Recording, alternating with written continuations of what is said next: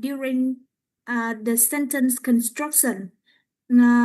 Teaching grammar involves making students aware of these choices, like such as a noun is countable or uncountable, Uh-huh.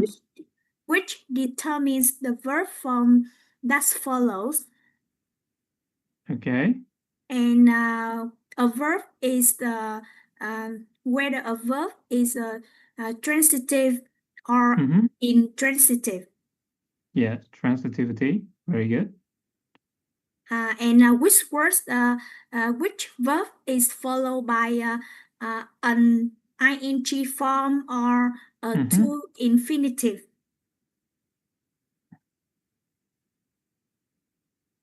Okay. Yes, that's all, teacher. Okay, very good. Uh-huh. All right. So, when you teach grammar, you teach a lot of things, right? You teach word order, you teach phrases, you teach clauses, you teach, what kind of sentences, compound sentences, complex sentences. You teach how to form new words from old word, right? So, for example, you have nation. Okay, you want to make an adjective out of it. You have national, right? Or you have international. Okay, to have different meanings. You have tenses, you have moods, you have countable noun, non-countable nouns, transitive verbs, intransitive verb, okay, and so on. Many, many things, right? Very good. What about vocabulary? When you teach vocabulary, what do you teach? Mm-hmm. Mm-hmm.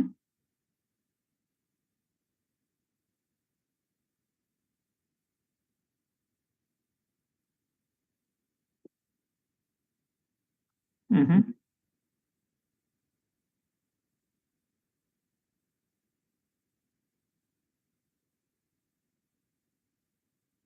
Mm-hmm. Okay, so you teach words in context, okay, lexical chunks, or you teach collocations, okay, rather than just doing translation. But also teaching vocabulary also involve translation, right? Okay. Anything else? Thank you very much. Anything else? When you teach vocabulary, what do you teach?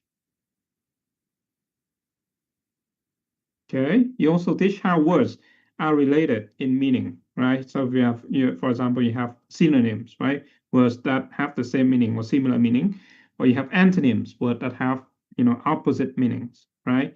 Or you have homophones, word that sounds together, and you have homonyms, okay, word that sound and also read the same, okay? So, teaching vocabulary also involves teaching a lot of those things, right? What about pronunciation? When you teach pronunciation, what do you teach? Group H? Oh, in fact, you're from Group H, right? So you just answer the question. Group J, Group J. When you teach pronunciation, what do you teach? I will answer since Mm-hmm. from group N because I am that my assignment also teaching the pronunciation. So Okay, very good. Sure. So teaching pronunciation it means to training the student to speak clearly so that the listener can understand them without confusion. Mm-hmm. We need also to focus about the individual sound. So Sounds. Mm-hmm. yes, of course we need to help the student physically position their tongue, their lips, Mm-hmm. their teeth, and make their sound is not exist in their first language. Like Mm-hmm. yes, Okay. pronunciation is very important because if we are not, we don't know how to sound it, so we will make wrong even our meaning Okay. about the word dress. So Stress. Very good. yes, yes, Sound, stress. it means saying the object, a noun versus object of a verb. Mm-hmm. Yes. So about the mm, Anything else besides sounds and stress? about it also the way to develop the physical muscle control and Muscle awareness. control. Yes. Uh-huh. And awareness so learner can speak clearly without losing their unique voice. Mm-hmm. So, okay. So when you say you speak clearly without missing sounds, okay, what do you call that? It means if we able to understand or to master about the the sound. So okay. So if you even do, those, yes, if you can speak, okay, fluently without losing meaning, okay, it's called fluency. Okay. What else? If you can speak, and also the way to teach them about the sentence intonation. intonation, very good. Yes. Okay. Intonation. How to rise or fall your tone, okay, when you speak. So pronunciation involves a lot of things, okay? Thank you. It involves sounds, stress, okay? It involves intonation, fluency, accuracy, okay? If you can speak freely and then still pronouncing the correct sound, accuracy. If you can speak so that people can understand you, it's called intelligibility, okay? Intelligibility. Okay. So teaching pronunciation also involves, like knowing the sounds of languages and then how to pronounce them. Okay. You know where to put the stress. Okay. How to use intonation and so on. So you see, teaching all of these things involves a lot of things, right? When you want to teach grammar, when you want to teach vocabulary, when you teach pronunciation, you need to know more, okay, than just grammar, vocabulary, pronunciation. You need to know tenses, you need to know words and the meanings, how they are related, okay? You need not only knowing the sounds, but also the stress and the intonation and so on, okay? So are you ready for teaching grammar or for teaching pronunciation or for teaching vocabulary? Okay, and what else do we need to know? And what else do we need to learn in order to teach them? Okay, let's try and see if we are ready for that. We will we will do it.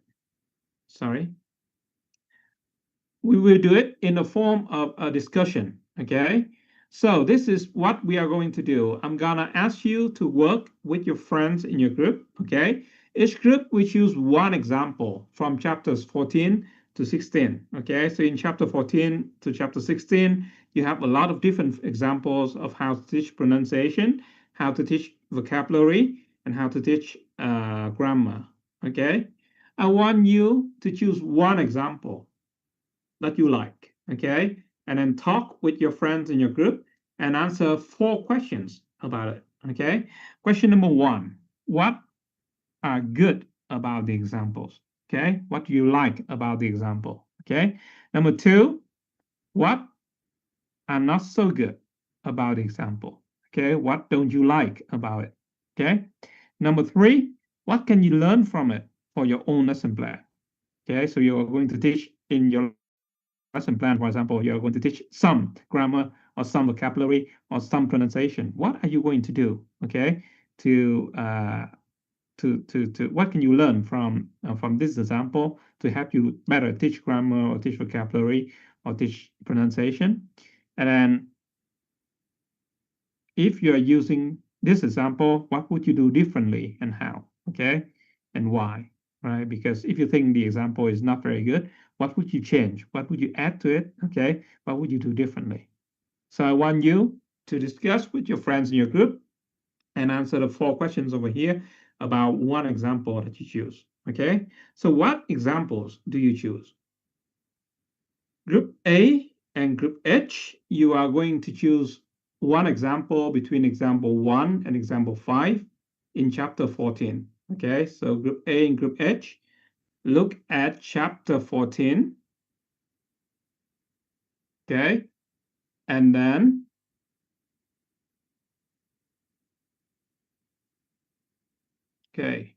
choose example 1, 2, 3, 4, or 5. Okay, each group we choose one example, right? So you choose 1, 2, 3, 4, or 5. Group B and Group I, look at chapter 14 and choose 6, 7, 8, 9, or 10. Okay.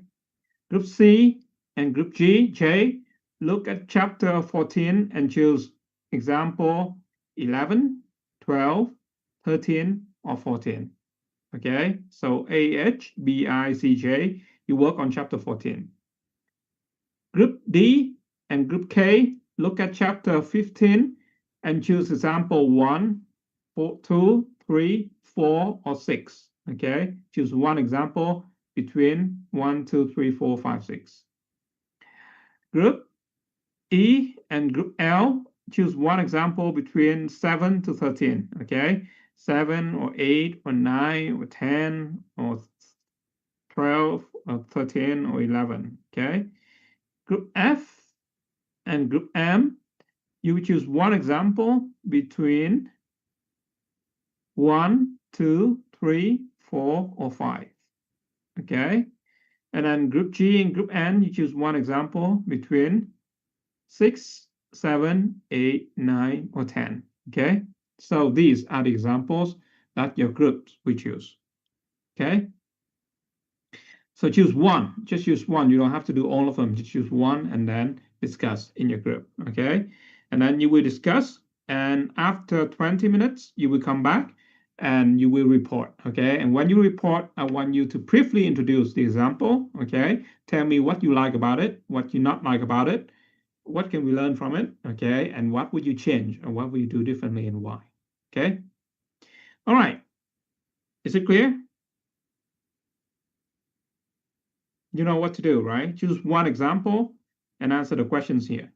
Okay, I'm going to give you 20 minutes to do this, and then after 20 minutes you come back and then we'll discuss together. Okay, all right, 20 minutes, go.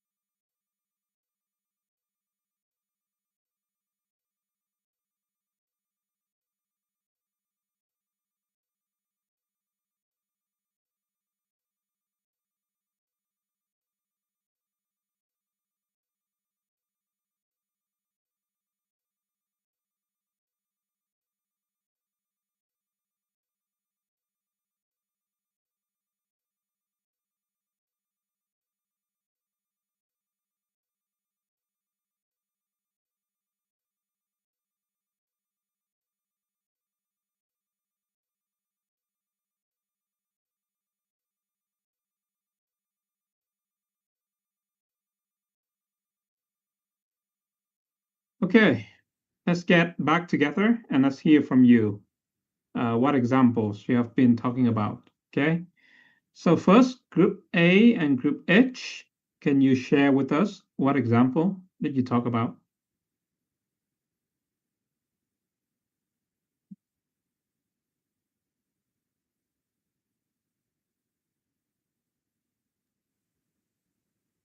Well, teacher, Group B is example number 6.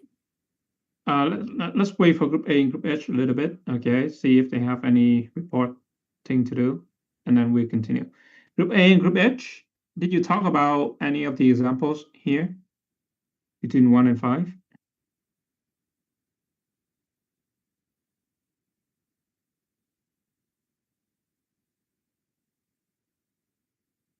No one? Okay, Group B, you said you talked about example 6, right?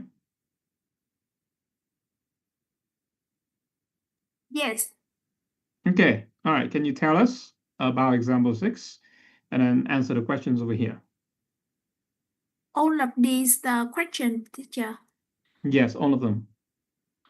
So first tell us what the example is about, okay? Because your friends didn't read the same example as you did. So probably tell them what happened in this example.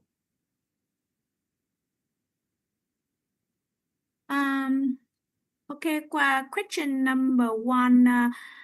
What is this about? I see example number 6 in chapter 14 is discovery grammar activities based on it is designed as a meaning-based puzzle where students must solve a problem to uncover a specific grammar rules. Okay. And question number 2, what does the teacher do?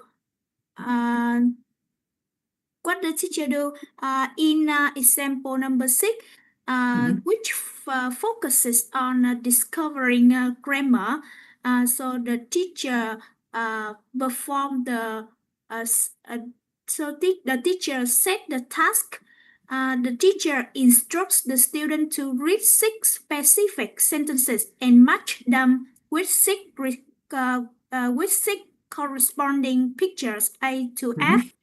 The teacher allows students to work on this matching task either individually or in pairs.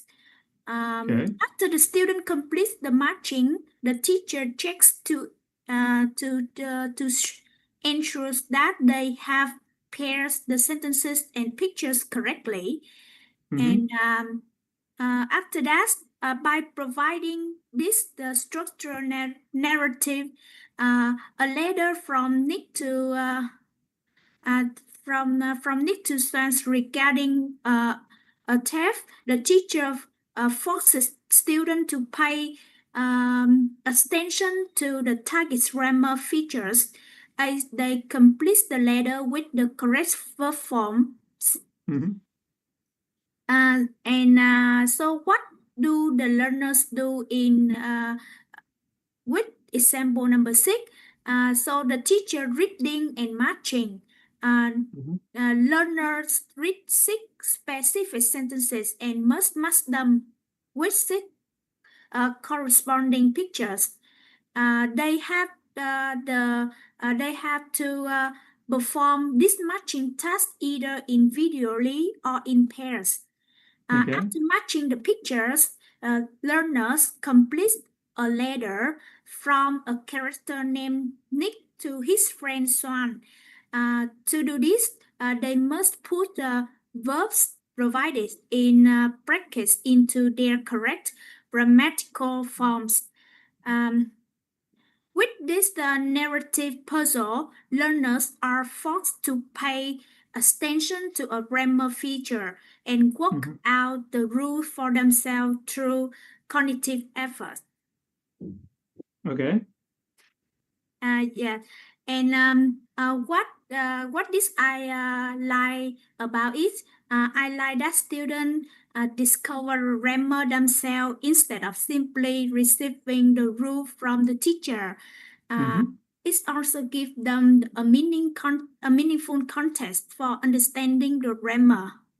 And what I dislike about it, it may be quite challenging for quicker students, especially if they have difficulty understanding the email or identifying the grammar patterns. Okay. Question number 4, what can we learn from it? My group can learn that grammar can be taught through discovery and meaningful context, rather than only through direct explanation. Yeah, and the last question, what would I do differently? I can I would give weaker students some hints or example first. This would make this activity more accessible, while still allowing them to discover the rules themselves. Okay. Yeah. Thank you. All right. Very good. Thank you, Group B. Okay, so Group B just show us a very interesting example for teaching ED and ING adjectives, right? So bored, boring, interested, interesting, okay? Excited, exciting, and so on, right? So, these kind of adjectives are usually quite confusing, but then they have, the different situations over here, different contexts over here. And they also have, like the pictures to demonstrate, okay? So when the students see the pictures, they understand what happens in these pictures, they match them to the correct sentences, they can draw out the rules themselves without you having to tell them, okay? So this is a good one. Very good, thank you. All right, group C and group J. What example did you talk about?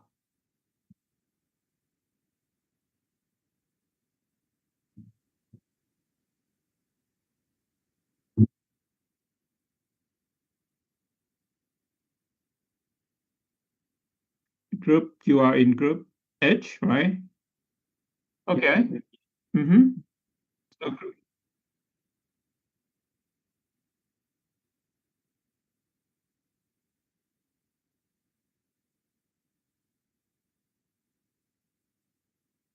what is your example? What is your group example?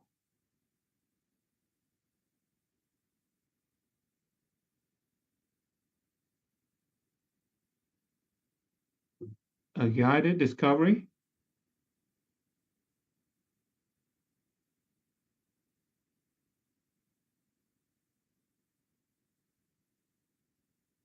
What example? You were supposed to do example 1 to example 5. What example did you do? Example 5. Okay. Uh-huh. All right, so introduce the example to everybody.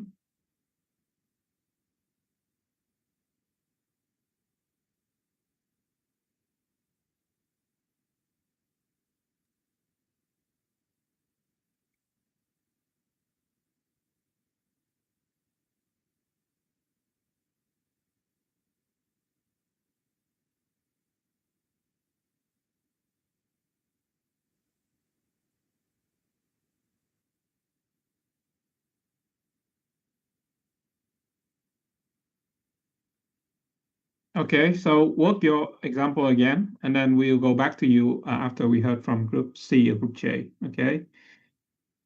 Group C, group J? Hello, teacher. I'm from group C. Mm-hmm. I chose the sample 11. Okay. All right, For rapidly introduce this. Okay. For rapidly introduce the example is a communicative grammar activity called find someone who and other survey. The teacher gives student a check with from and explain how to ask questions. And the learner work around ask yes no question record name and later say their finding. With the answer what it is about I think it is fun and interactive. A student practice grammar while really taking to each other. It can be adapted for many grammar points. Like a present symbol. It helps students get to know each other. Okay. So this is quite a simple example, right? So the teachers just give the student this form, and then they go around the classroom, they talk to their friends, and they write their names on the form, like you said, right? Yes. The student, one student will give a question, and if any answer yes or no, if they say yes, and write down the name. Okay.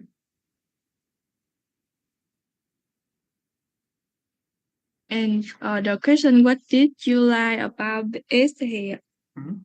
It can be noisy or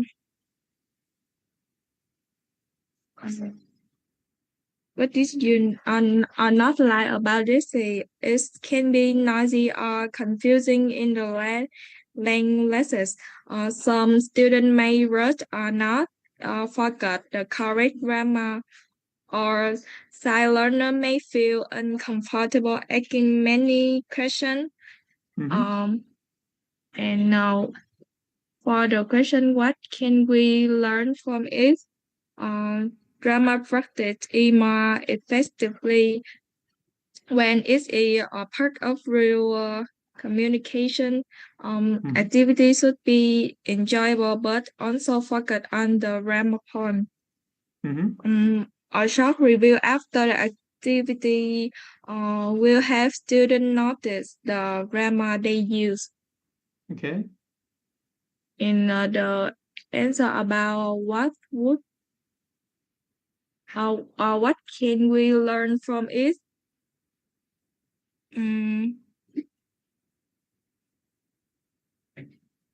What can you learn from it? The next question, what would you do different and why?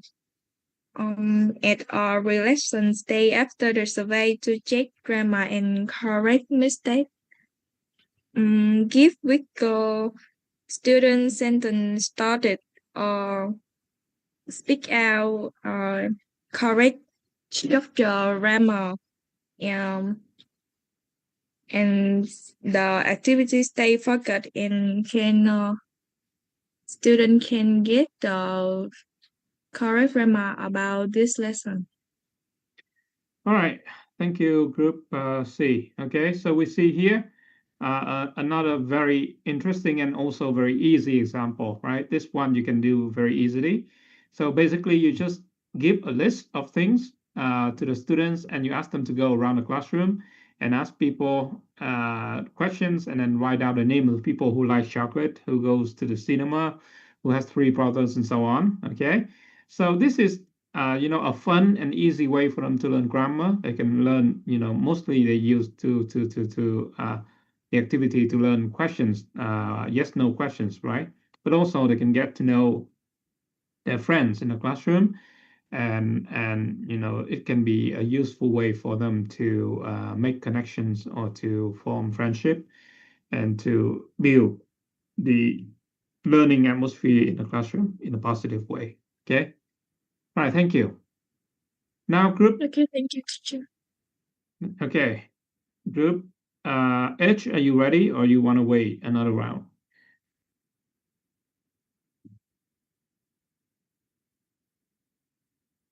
Probably Group H is not ready yet. Okay, Group D or Group K? Hello, teacher. I'm from Group K. Okay. Okay. I will choose the example 1 on the farm. Yeah. Chapter 15. About this example is about like teaching farm animal vocabulary like cow, rabbit, chicken, sheep to young learner at the age of like 5 to 9 years old. The teacher will show some pictures, modeled work, and list some symbol for bit judging with the class. Okay. Student will point to the correct animal, repeat the word, and chant along with the teacher. About this example, I think that catalyze because it's you like freedom, music, and visual, which make learning fun and young children will, especially young children, they will very like focus on the lesson and they will not feel like very depressed or stressed about the lesson. If it's really difficult, it's really hard for them to focus. About this, we'll have some activity. This activity focus mostly on repetition. Like I think it might feel a bit passive for active learner after a few rounds. For this sample, I can learn from it is I can combining chants and picture. Is it a good way to help a young kid to associate word with sound naturally? If I can do differently, I will add some like physical action or like body movement to for each animal. Like if a rabbit will hopping or chicken will flapping wings to keep the children more engaged through a total physical response. Yeah, that's all. Okay, so you add a TPR element to it. Okay. Thank you. That's all. All right. Thank you. Thank you, Group K. Okay, so Group K just show us a very interesting example, and here you can use visual aids, okay, to teach the name of the animals to the students, right? And then you have to practice right after it, so the student can just point to the animals in the picture and then practice saying their names, right? And then you have like also a jazz chant, right? They repeat after the teacher and sing in a way that, you know, like have them remember the name of the animals, okay? So there's a lot going on in this vocabulary lesson. And we can learn from this that, you know, like visual aids is always the way to go, okay, especially in learning vocabulary. Okay, you use pictures, you use sounds, you use images, okay, you use real life objects to teach vocabulary. And Group K also suggested that we can add TPR, an element of, you know, like using your body language to help them learn, right? So you can do clapping, you can mimic the activities of the animals to help them learn the vocabulary better. Okay, very good. Thank you, Group K, right? Next, we have Group E and Group L. Hello, teacher. I'm from Group E. And my group choose example 11 on 170 on page 270. Okay.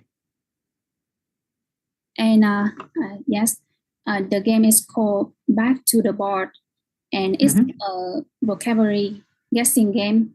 And it's a game where one person sit with their back to the board while their team trying to describe or explain a secret a word that the teacher write on the board, so they can guess it. What is it?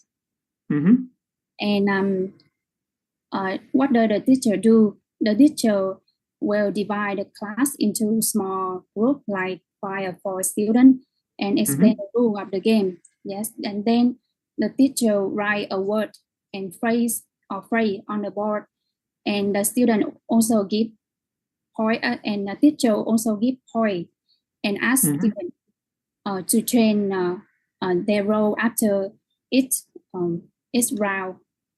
Okay. Yes. So what do the students who do not stand in the front do? What? I can hear clearly, teacher. So the student in, you know, at the back of the classroom, they Yes. will have explain the word for the people in the front, right? No, And the student with their back in the board Mhm. cannot see the word, so Yeah. the team may have to try to explain or the word to the one who cannot see the board. Okay. All right. Yes, and what the learner do? Just as I explained, one student from each team sit with their back to the board, and the other team explain the word without saying it directly. Okay. Yes, and they have to try to use other word to explain it, and the teacher and the student have to listen carefully and try to guess the correct word on the board. Okay. And what this you like about this and why? One thing that I like this game is because it's very fun and competitive, and also interactive, and it helps students review a vocabulary while both practicing their speaking and listening skill. So this is the reason that I like, and the reason I don't like about the game is the classroom maybe become noisy during the game, so it can be bother the other classroom, so I don't like it anymore. Yeah, and maybe competitive and or confident student maybe speak a lot, while quieter student or shy student they don't want to participate in the game, or they just sit in the class. So the second part I don't like about the game. And what can we learn from it? I think the student can also for me, the student can also learn how to describe a word in different word or different way, instead of simply translating it in direct Vietnamese meaning. I think yes. And the last one, what would you do differently and why? I think for me, I would set a time limit for each round and make sure every student take a turn or have to take part in the game. And I think I would use word that students have recently learned because it's easy for them to remember and explain the word. So this is okay. Yes. All right. Thank you, group. And you are in group E, right? Yes, I'm in group E. Okay, very good. Thank you, group E. So this is an activity that you can see quite often, right? A lot of teachers use this kind of activity. Why? Because it's fun and it's easy to organize, right? So you basically you divide a class into different teams, and you ask one student to come up, and then they are not seeing the word that you are showing to the rest of the team, and then the rest of the team have to explain to this person what the word is without using the word, right? So this is a very common game that a lot of people play. It's fun, and you can stimulate the learning spirit of the student. Okay, because it's structured in a game. They have to compete. There's a winner and there's a loser, right? So it creates quite a lot of fun. Okay, but also quite difficult to manage and quite difficult to control, right? So just like you said, it can be quite noisy, or like some students, some group maybe may be so much better than the other ones, right? They can win the game easily, and it may drive the mood down and so on. Okay, but good example to share. Thank you, group E. Group F. Yes, hello teacher. I'm from group F. Hello teacher. I'm from group L. L. Okay, sure. For example, 13, chapter 15 and to 74. Group L, were you supposed to do Example 13. 13? Yeah. Group L, okay. Okay, group L.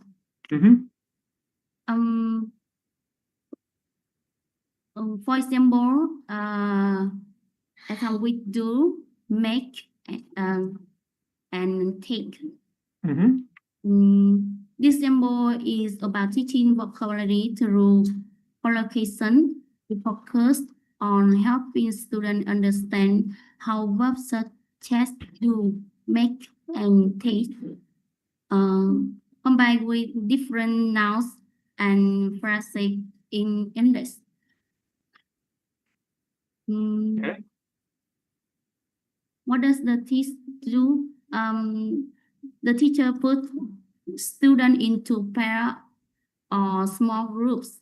The teacher gives them a list of phrases and ask them to decide which verb do, make, or take can be used with each phrase. After that, the teacher encouraged students to check their answer using dictionaries and discuss the answer with the class. What do the learners do? What do the learner do? The students work together to complete the table. They discuss possible answers, check meaning in dictionaries, and learn common collocation. Okay. And I like these activities because it helps students learn vocabulary in a natural way. Students do not only learn words, but also learn how words are used together in real English. Okay. And I think this activity may be difficult for lower level students because some collocation cannot be explained by clear rules. So students may need more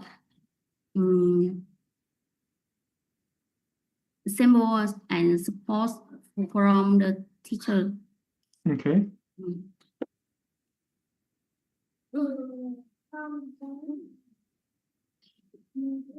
And I can learn that vocabulary should be taught joint or phrase, not only as separate words. Teaching collocation helps students use English more accurately and naturally. Yeah. That's all, teacher. And you don't have no idea of what to do differently. Thank you, teacher. Okay. Thank you. Fine. Thank you, Group L. Okay. So another example that we see here on how to teach collocations, which is, like a common and interesting topic in English, right? And you can see from this example, there's no really effective way to teach collocations except to memorize. Okay. So you teach collocations in chunk. There's just no real rules for you. There may be some rules, okay, but then students have to work them out. For example, you can say to make the bed, but to do the cooking or to do the dishes, right? So this is, a fun and interesting way for the students to do this, okay? And then they can work in pairs and small group so they can help one another out, okay? Good. Now let's move on to talking about pronunciation. Group F or Group M. What example do you talk? Group H, I will talk because Okay, Group H, yeah. can you move? Can you wait until Oh, yeah, okay. Okay. Okay. Group F or Group M? I'm from group F. Mm-hmm. We choose example 1. Okay. Okay. 2A3. Yes. Mhm. The example 1, the activity uses words different by only one sound can code minimal pairs. Mhm. This activity to help students distinguish between two sounds sh as in sheep and ch as in cheap. Okay. And the teacher will explain the activity and test the rules like details raising the left hand for sh and the right hand for j. Okay. Second, pronounce a list of minimal pairs words like sheep, cheap, Mm-hmm. choose, and in addition, this distributes a worksheet where students listen and check the correct word within sentence, like washing and watching. Mm-hmm. And final, sets up a communicative class survey chat about references, feature, target vocabulary like shopping or watching TV. Mm-hmm. And the learner will do listen carefully and perform physical like raising left hand and right hands to demonstrate auditory recognition of each sound. Okay. And the learner will listen to full sentence read by the teacher and select the correct option on their hand. Okay. And they will practice saying target phrases and sentence aloud. And stand up, kneel around the class, asking questions using the target sounds. Yes. Yeah. And the second question, I like example 1, activity is in example 1 because it complete pedagogical progression. It moves logical from auditory discrimination, like listening and raising hand, to contextualize recognition, and control production, drilling phrases, and communication, like class surveys question about that. Okay. And I like multi-sensory engagement, incorporating physical movement like raising left and raising and right hands keeps learners focused and makes sounds discriminal dynamic. And the third question, what I don't like because lack of articulation guidance, the teacher moves directly to listen the rules without demonstrating mouth and tongue mechanisms like continued friction for fricative sh and sudden air release for affricature. And the sh and j sounds contrast is designed for global learners, whereas Vietnamese students often face greater difficulty with final consonants like sh, z, or distinguish which. And for the second four, what can we learn from it? we can learn from its if effectiveness of minimal pairs. Like minimal pair drills remain one of the most reliable techniques for training the learner's ear to detect phonological differences. And pronunciation practice should not end with isolated word drills. It should culminate in communicative tasks like survey or role plays. And the last question, what would you do different and why? I will do explicit articulation modeling.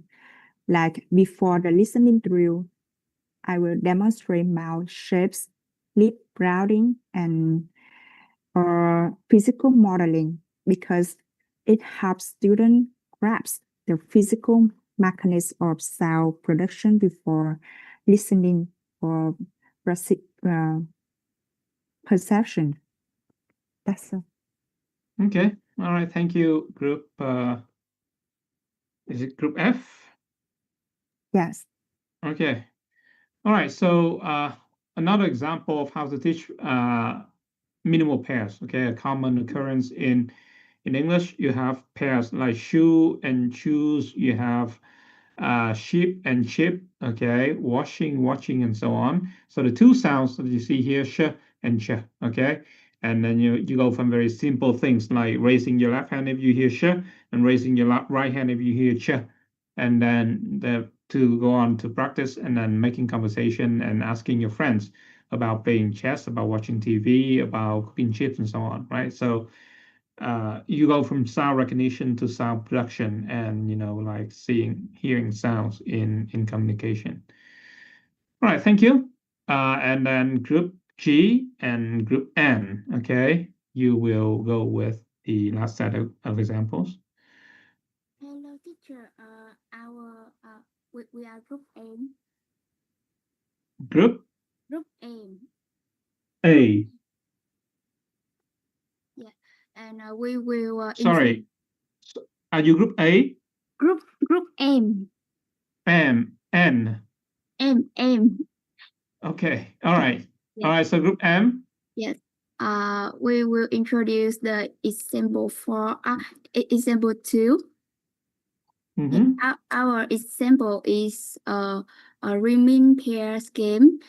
It is used to help students practice pronunciation and recognize rhyming words. It is about finding pairs of words that rhyme, like bone, phone, long, song. And in this game, the teacher prepares the cards, divides the class into teams, explains the rules, and checks the students' pronunciation. And the learners will take turns choosing cards, reading the words aloud, and trying to find the correct rhyme pairs.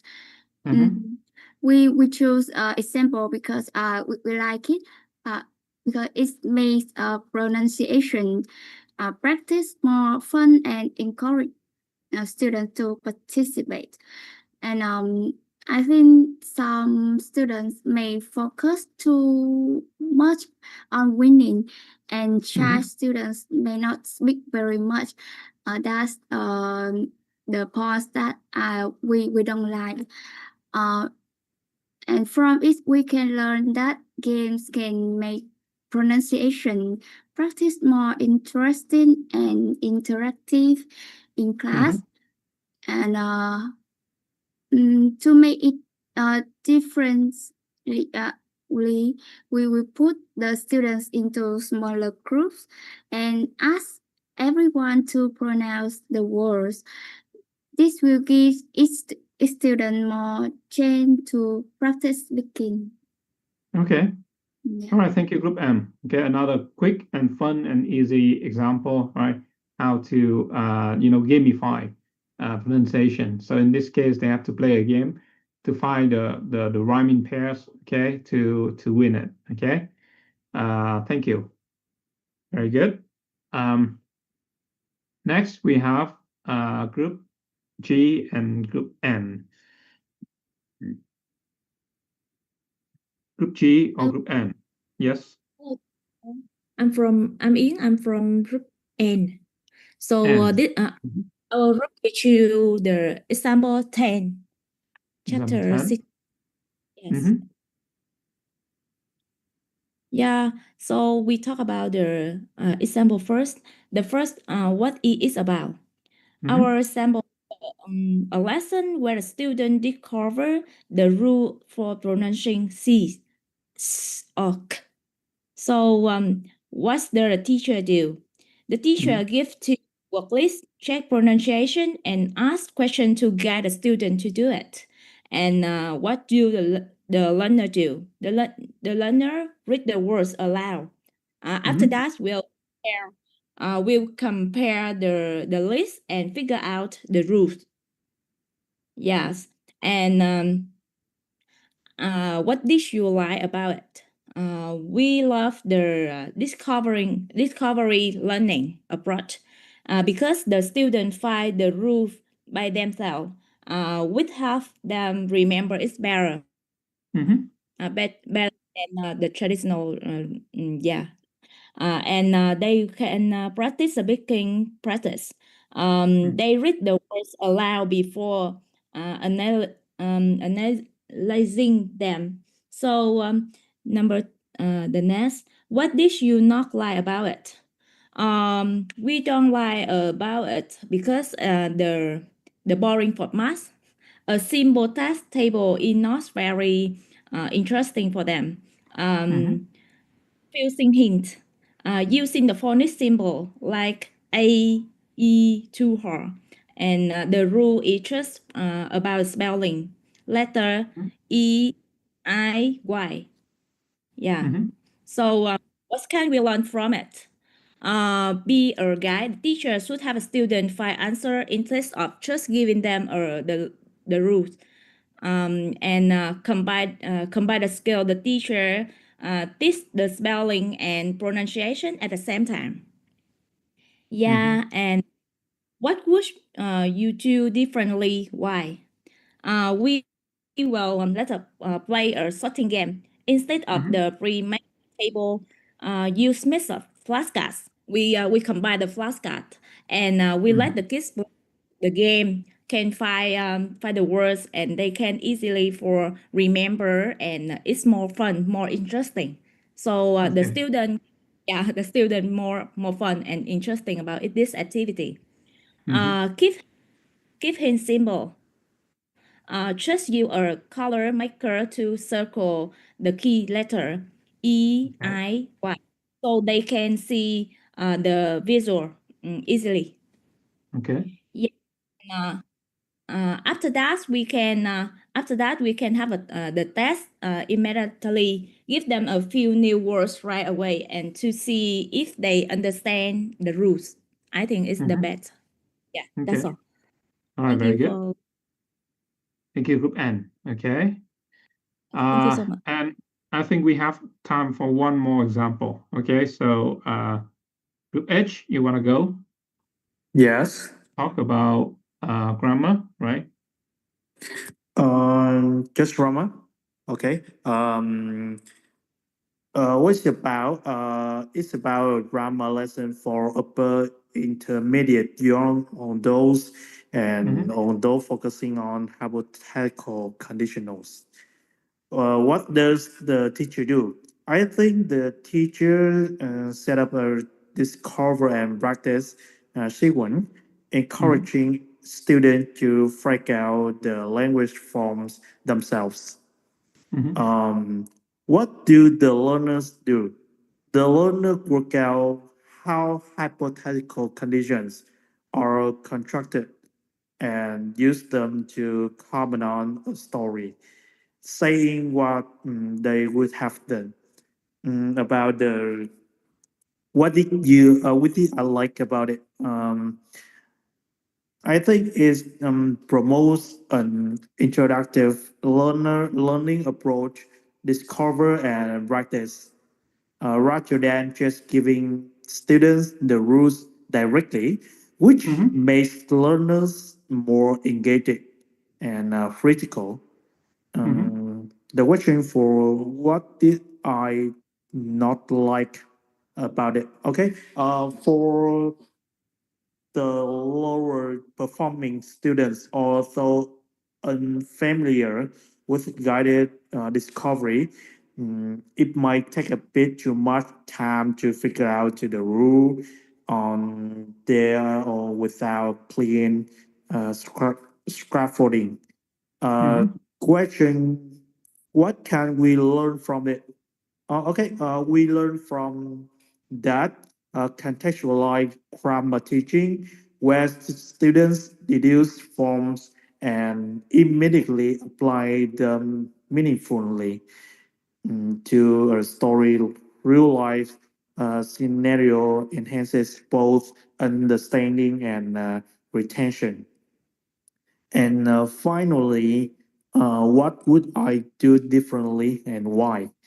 Um, I would add a quick diagnostics check or one up brainstorming session beforehand to activate learners, prior knowledge, ensure everyone is on the same page before diving into the discovery phase. Okay. Yes, that's my answer. Okay, all right. Thank you, Group H. Okay, another example for teaching grammar and then, like guided discovery.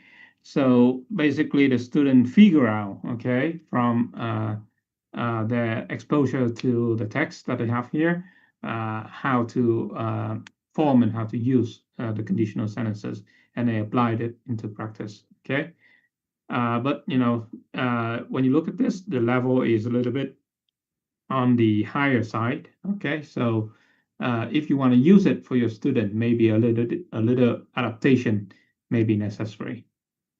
Okay, all right. So thank you everybody for doing this. Thank you for choosing one example and sharing it with us. Okay, when you look back at the example, you see that the way the example is written is a little bit different from our lesson plans, right? So they write example in terms of bullets like this, and they tell you what happens in the example, okay, as we see it here, right? In our lesson plan, we would do it a little bit differently. So your next activity is to take the example that you have just talked about and then translate it into the lesson plan format, okay? So what do I want you to do? I want you to break the example down into smaller steps, right? So in the example, you see many different steps, okay? Break it down into the different steps. For each step, tell me how long you think it is, okay? How long each of the activity would be in the example. What kind of interaction happened in that activity, okay? So is it interaction between the teacher and the class, or between pairs or groups and so on? And what the teacher does and what the learners do, okay? So basically you take what you have just said, you break it down into smaller steps, okay? And then you fill them into the table right here. And after you have done that, you will upload your answers to, okay, Classroom. Okay, so if you go to Classroom today, actually I can open it now. Okay, so I can post it now. If you go to Classroom now, you will see a folder. Okay, you see this folder, and this folder we have, okay, oh, sorry, not portfolio, it's wrong. Okay, sorry, I got it wrong. I will upload a folder onto Classroom, okay, and then you will upload your answers to the folder, okay? Sorry about this, this is the wrong folder. I think I have the wrong folder for tomorrow too. Oh no, okay. All right, so just take your example, translate it into this table and upload the table onto the folder. Okay, I will update the folder and you can upload to it.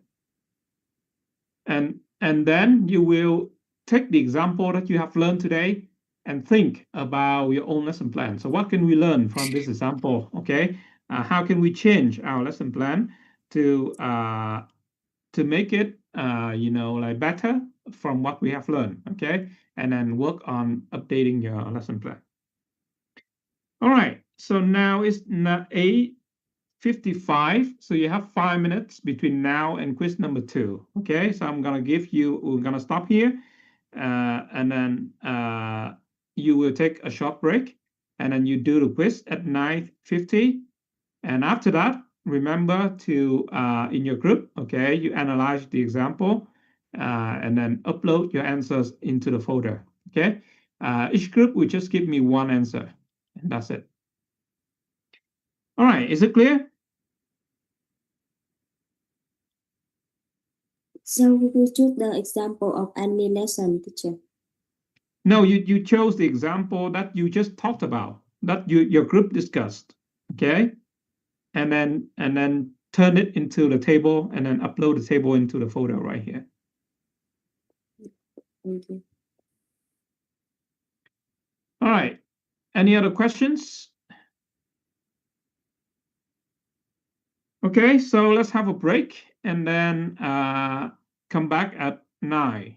Okay, and do quiz number 2. Right. Remember to turn in before 9:30. If you don't, then you will not get a grade for your quiz. Okay. All right, thank you, everybody. I'm going to be here until 9:30. If you have questions, you can come back at 9:30 and ask me. If not, I'll see you tomorrow. Okay? All right. Bye-bye.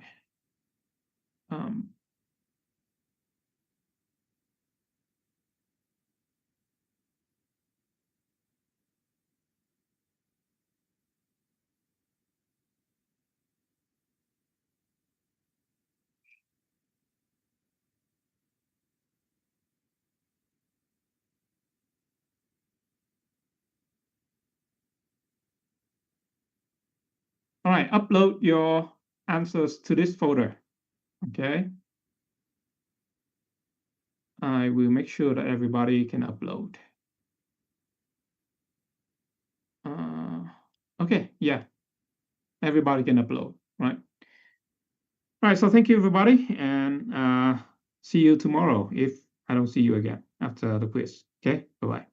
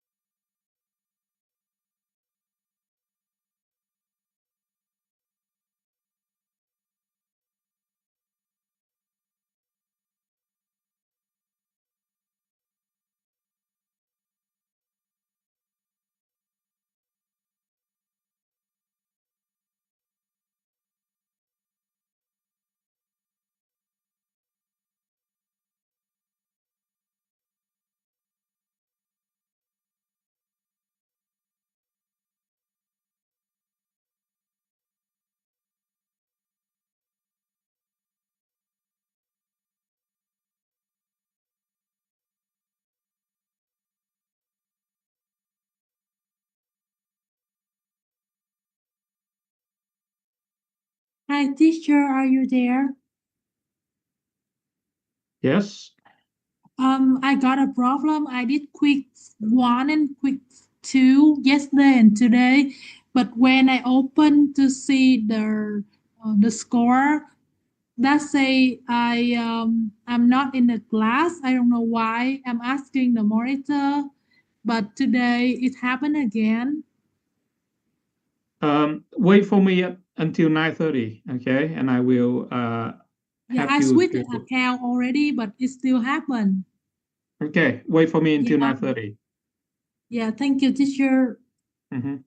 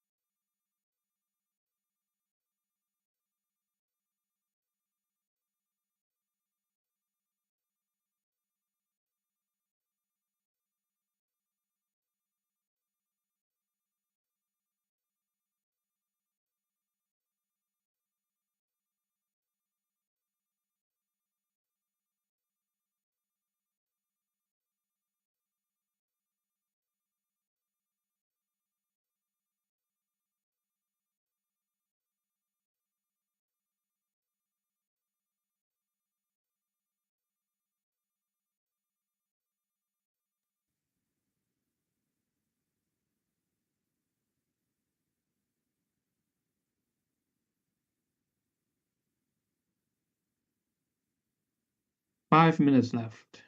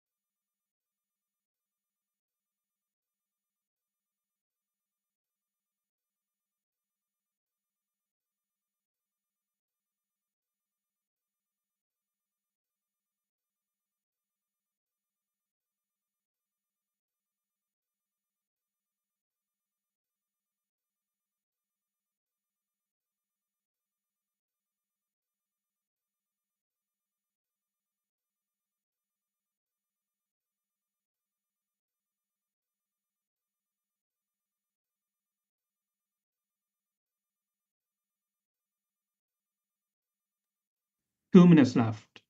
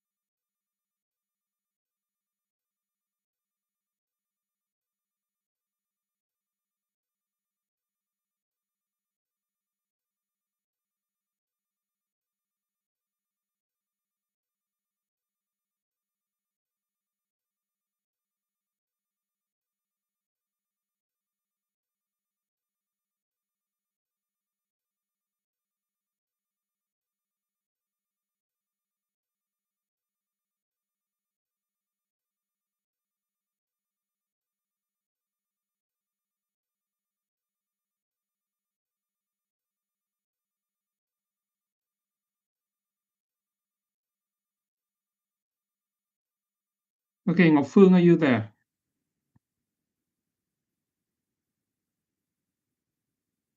Ngọc Phương. Yes, teacher. Okay. I'm going to show you how to join the class on Classroom, okay? Thank you, teacher. So pay attention. Look at the screen. Are you seeing my screen? Yes, I can see it now. Okay. You go to classroom.google.com. Right? Classroom.google.com. Yes, teacher. If you are not enrolled in the class, there is nothing for you to see here, okay? Yeah. You will see on the top right corner, there's a plus sign. Yes, I see. Click on the plus sign. Yes. Okay. And click join class. Join class. Yes. All right, here it will ask you for a code, for a class code. Okay. Yes, teacher. You type the code that you see on the screen, and then Wait, you click join code. Wait, teacher. Let me take a picture. Classroom. Classroom.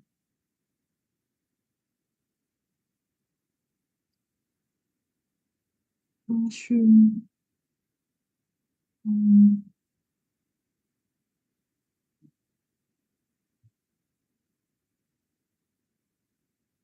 On class. Okay, you type it in like this. Oh, I'm typing. I am typing. CWZM CWZM FU5Q.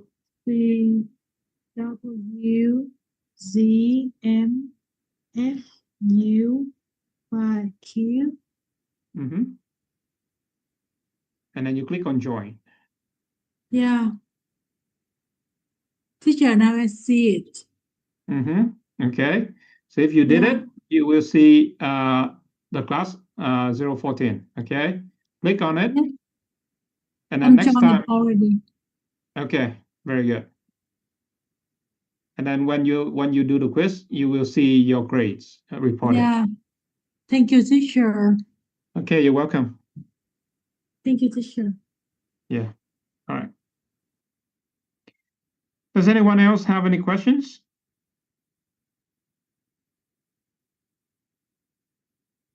All right. If not, thank you, everybody. And I'll see you again tomorrow at 7. Okay. Have a good night. Bye-bye. Thank you, teacher. Yeah, bye-bye.